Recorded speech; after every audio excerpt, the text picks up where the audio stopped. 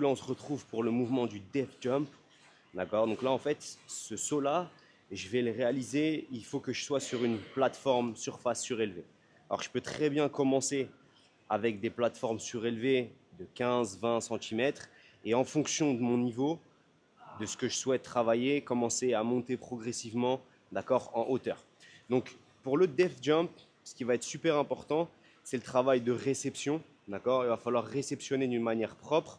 L'objectif, en fait, en fonction de où est-ce qu'on va le placer sur la planification, il va avoir différents objectifs. Admettons que mon objectif, ce serait de voir le temps de réception, par exemple, de quelqu'un lorsqu'il vient pour atterrir au sol pour repartir. À ce moment-là, je vais le faire partir en surface surélevée pour regarder combien de temps il va rester au niveau du sol.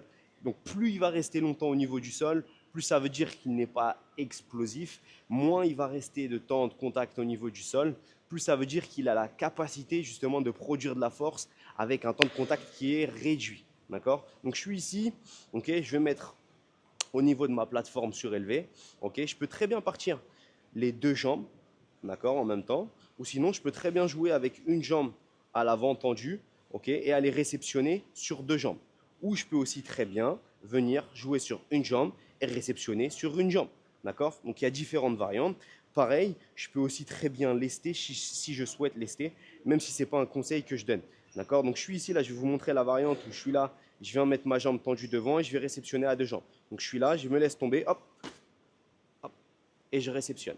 Okay, donc je répète encore, je repars, je suis ici, je me mets au niveau de ma plateforme surélevée, d'accord. Jambes tendues, je viens, hop, je réceptionne.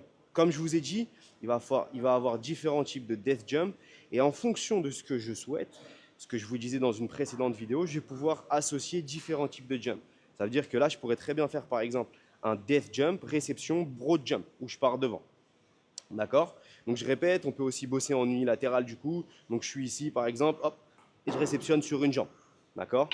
Death jump, mouvement super intéressant en fonction de ce qu'on souhaite travailler qui a sa place dans une planification.